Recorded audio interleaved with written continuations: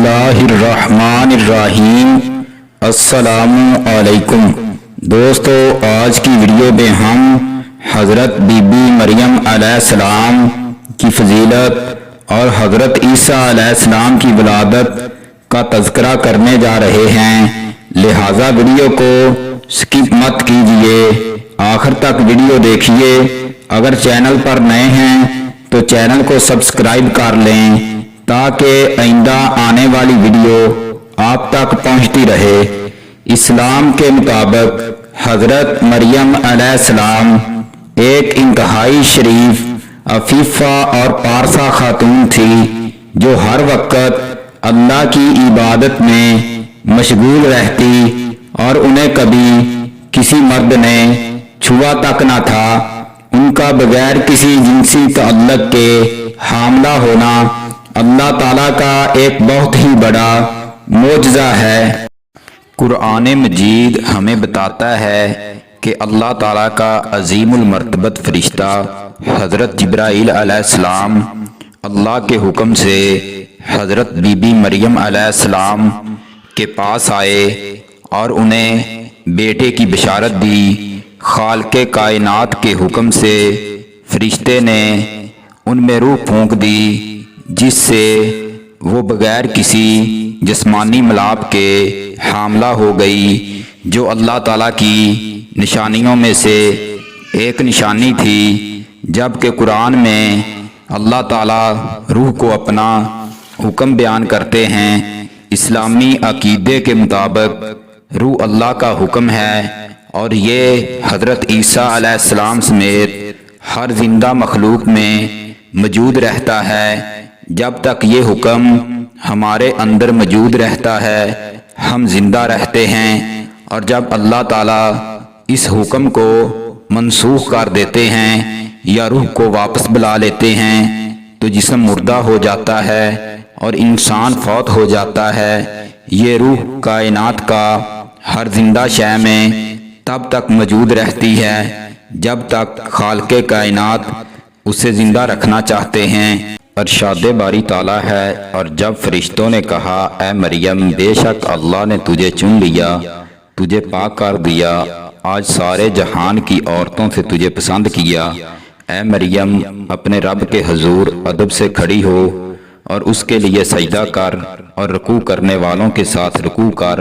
حضرت عیسیٰ علیہ السلام کی والدہ محترمہ حضرت بی بی مریم علیہ السلام کی عمر جس وقت تقریباً 13 سال تھی، اور وہ معمول کے مطابق ایک گوشہ تنہائی میں مصروف عبادت تھی کہ اسی درمیان حضرت بی بی مریم علیہ السلام کے پاس حضرت جبریل امین علیہ السلام ایک مرد کی صورت میں آئے۔ انہوں نے جب اپنے سامنے ایک مرد کو پایا تو اس خیال سے گھبرا گئی کہ نہ جانے آنے والے کی نیت کیا ہے۔ فوراً اللہ تعالیٰ کا واسطہ دیا اور بولی، میں تجھ سے رحمان کی پناہ مانگتی ہوں، اگر تجھے خدا کا ڈر ہے۔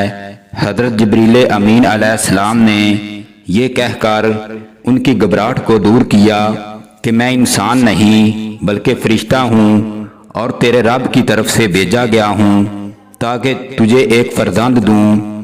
حضرت بی بی مریم علیہ السلام بولی، مجھے لڑکا کہاں سے ہوگا؟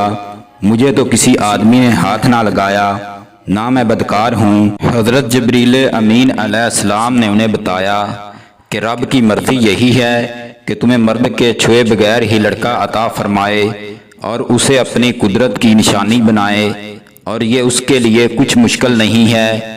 اس بات کو سننے کے بعد بی بی مریم علیہ السلام کو اطمینان ہو گیا اور ان کی پریشانی جاتی رہی۔ حضرت جبریل علیہ السلام نے ان کے گریبان یا منہ میں دم کیا تو وہ اللہ کی قدرت سے فوراً حاملہ ہو گئی۔ حضرت بی بی مریم علیہ السلام کے حمل کا علم سب سے پہلے ان کے چچا زاد بھائی یوسف نجار کو ہوا، جو ایک عابد اور زاہد آدمی تھے۔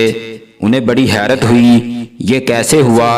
جب چاہتے کہ ان پر تہمت لگائیں تو ان کی عبادت، تقوی، پرہیزگاری، ہر وقت موجود رہنا، کسی وقت غائب نہ رہنا، یاد کر کے خاموش ہو جاتے، اور جب حمل کا خیال کرتے تو ان کو الزام سے بری سمجھنا بھی مشکل ہو جاتا۔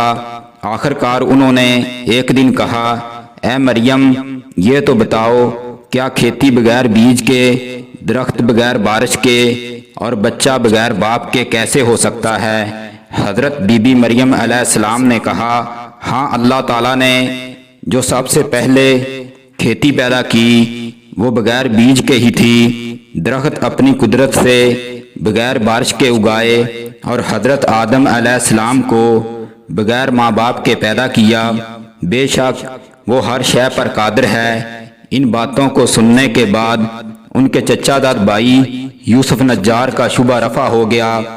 جب وقت پورا ہو گیا اور ولادت کا وقت قریب آیا تو الہام باری تعالیٰ کے مطابق آپ دور جنگل کی طرف چلی گئی اور ایک سوکھے کھجور کے درخت کے نیچے ٹیک لگا کر بیٹھ گئی۔ وہ خود تو مطمئن ہو چکی تھی، لیکن لوگوں کے بہتان تراشی اور بدنامی کے خوف سے کہنے لگی، اے کاش کسی طرح میں اس سے پہلے مر گئی ہوتی اور بولی بصری ہو جاتی۔ اسی کھجور کے درخت کے نیچے حضرت عیسیٰ علیہ السلام کی ولادت ہوئی۔ اللہ تعالیٰ نے بی بی مریم علیہ السلام کی خوراک کے لیے اس سوکھے درخت کو پھلدار درخت میں تبدیل کر دیا اور زمین میں ایک نہر جاری کر دی، اور انہیں حکم ہوا کہ اگر کسی آدمی سے ملاقات ہو تو کہہ دینا، میں نے آج رحمان کا روزہ مانا ہے، تو آج ہرگز کسی آدمی سے بات نہ کروں گی۔ حضرت بی بی مریم علیہ السلام جب اس نامولود بچے کو لے کر قوم کی طرف گئی تو چونکہ بی بی مریم کا گھرانہ صالحین کا گھرانہ تھا، جب لوگوں نے دیکھا کہ ان کی گود میں ایک نامولود بچہ ہے تو وہ بہت روئے اور غمگین ہوئے۔ بی بی مریم علیہ السلام نے لوگوں کو اشارے سے سمجھایا کہ آج میں نے چپ رہنے کا روزہ رکھا ہے، اس لیے کسی سے بات نہیں کر سکتی۔ آپ لوگوں کو جو پوچھنا ہے اس بچے سے پوچھو۔ لوگوں کو اس بات پر بڑا غصہ آیا کہ خود تو خاموش بیٹھی ہیں اور ایک شیر خوار بچے سے گفتگو کرنے کے لیے کہہ رہی ہیں۔ مریم نے اپنے بچے کی طرف اشارہ کیا۔ سب کہنے لگے کہ لو بلا، ہم گود کے بچے سے باتیں کیسے کریں گے؟ اب حضرت عیسیٰ علیہ السلام نے دودھ پینا چھوڑ دیا اور اپنے بائیں ہاتھ پر ٹیک لگا کر قوم کی طرف متوجہ ہوئے اور اپنے دائیں ہاتھ سے اشارہ کر کے گفتگو کرنا شروع کیا۔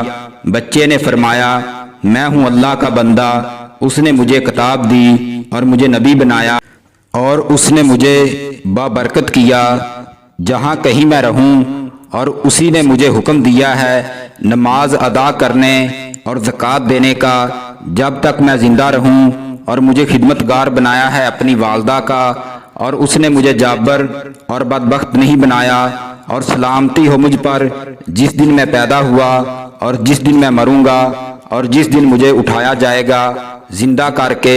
حضرت عیسیٰ علیہ السلام اتنا کہہ کر خاموش ہو گئے اور اس کے بعد کلام نہ کیا جب تک کہ آپ بچوں کے بولنے کی عمر تک نہ پہنچے، اور آپ کی گفتگو کو سن کر لوگوں کو حضرت بی بی مریم علیہ السلام کی برات و طہارت کا یقین ہو گیا۔